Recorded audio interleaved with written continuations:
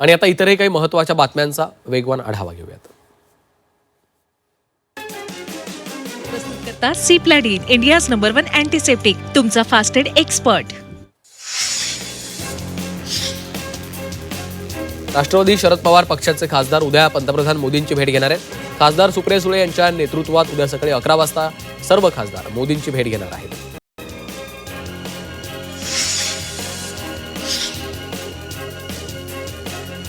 अभिनेत्री चार्ली चौहान आता लग्न बंधनामध्ये अडकलेली आहे. चार्लीनं भारतीय क्रिकेटपटू रमनदीप सिंग सोबत लग्न केलं. या नवविवाहित जोडप्याचे लग्नातले फोटो आणि व्हिडिओ सोशल मीडियावर सध्या व्हायरल होत आहेत. डेटिंग ॲप्सवरनं आता तरुणांचा मोहभंग होऊ लागलेला आहे. सतत मिळणाऱ्या नकारात्मक अनुभवामुळे या डिजिटल प्लॅटफॉर्मवरनं तरुणांचा विश्वास उडतोय. त्यामुळे तरुण तरुणी प्रत्यक्ष भेटीगाठींना आणि वास्तविक आयुष्यातल्या सामाजिक कार्यक्रमांना अधिक पसंती देत आहेत. गेल्या काही वर्षांपासून जमा खर्चाचं गणित बिघडल्यामुळं आर्थिक संकटाचा सामना करणाऱ्या ठाणे महापालिका प्रशासनानं मालमत्ता करासोबतच टीएमटीच्या बस तिकीट दरात देखील वाढ करण्याचा निर्णय घेतलेला आहे. यासंबंधीचा प्रस्ताव 17 ऑगस्टला होणाऱ्या सर्वसाधारण सभेच्या विशेष विषयपटलावर घेण्यात आलेला आहे.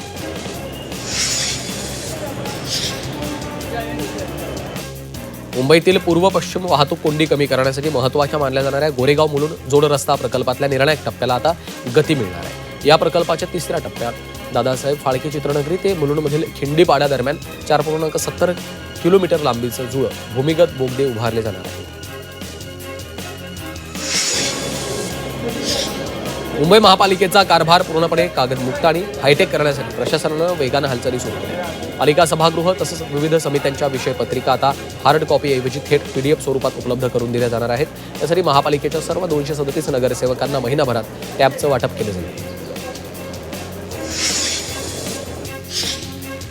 मुंबई महापालिकेचा कारभार पूर्णपणे कागदमुक्त आणि हायटेक करण्यासाठी प्रशासनानं वेगानं हालचाली सुरू केल्यात. पालिका सभागृह तसंच विविध समित्यांच्या विषयपत्रिका आता हार्ड कॉपीऐवजी थेट PDF स्वरूपात उपलब्ध करून दिल्या जातील.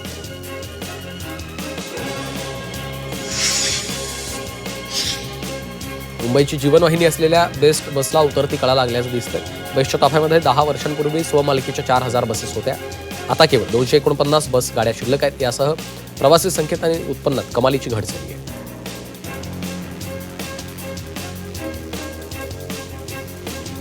पालघर जिल्ह्यात आज जागतिक आदिवासी दिनाचा उत्साह पाहायला मिळाला. जागतिक आदिवासी दिनानिमित्त पालघर जिल्ह्यात ठिकठिकाणी सांस्कृतिक कार्यक्रमांचं आयोजन करण्यात आलं. यावेळी आदिवासी संस्कृती जतन आणि संवर्धन करण्यासाठी हा दिन महत्त्वाचा असल्याचे डहाणूचे आमदार विनोद निकोले यांनी म्हटलं.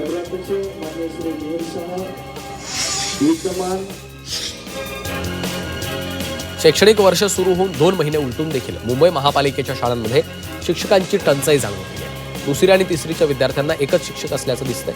पवित्र पोर्टलद्वारे सरळ सेवा भरती केली जाणार असून या पदासाठी अर्ज करण्याची प्रक्रिया सुरू झाली असून इच्छुकांना येत्या 11 ऑगस्टपर्यंत अर्ज करता येणार आहे. राज्यात 2025-26 मध्ये 526 शाळा अनधिकृत असल्याचं उघडकीस आलं. 43 शाळा बंद करण्यात आल्या असून 422 शाळांना दंड नोटिसा पाठवण्यात आल्या.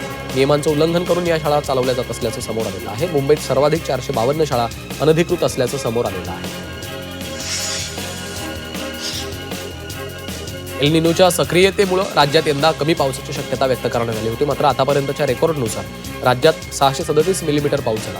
या कालावधीत राज्यात सरासरी 622.7 मिलीमीटर पाऊस पडतो. त्यामुळे यंदा सरासरीच्या तुलनेत 2% अधिक पाऊस झाला आहे. रस्त्यावर कर्तव्य बजावणाऱ्या खाकी वर्दीतल्या माणुसकीचं दर्शन पुन्हा एकदा नवी मुंबईत घडलं. टेम्पो चालकाला अचानक फिट आल्यानं टेम्पो दुभाजकाला धडकला. ऐरोलीमध्ये हा अपघात घडला. यावेळी रबाळे वाहतूक शाखेच्या 2 सतर्क पोलिसांनी प्रसंगावधान राखत चालकाचा जीव वाचवला. एफडीएच्या कारवाईमुळे अनेकांचा रंग उडालेला आहे. एफडीएच्या कारवाईमुळे अनेक बाजारांमध्ये पूर्वी दिसणारा पिवळा गूळ जवळपास गायब झाला. नैसर्गिक तपकिरी रंगाचा गूळच आता उपलब्ध असल्याचं विक्रेते सांगतात.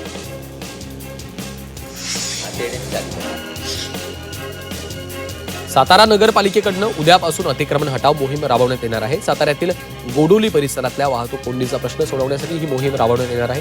वाहतूक सुरळीत करण्यासाठी कायमस्वरूपी उपाययोजनांचं नियोजन करण्यात आलं. जन्मस्थळाबाबत खोटी माहिती देऊन गैरमार्गानं भारतीय पासपोर्ट मिळवून त्यावर मुंबईवरून दुबईला जाण्याचा प्रयत्न करण्यात आला. या प्रकरणात सहारा पोलिसांनी 2 प्रवाशांविरुद्ध गुन्हा दाखल केलाय. मुंबईत जन्मस्थळाबाबत खोटी माहिती सादर करून भारतीय पासपोर्ट मिळवल्याचा आरोप आहे. अमरावती जिल्हा मध्यवर्ती कारागृहाच्या आतील परिसराचं चित्रीकरण केल्याचा प्रकार उघडकीस आल्यानं खळबळ उडालेली आहे. या प्रकरणामध्ये कारागृहाचं चित्रीकरण करणाऱ्या तरुणावर गुन्हा दाखल करण्यात आला.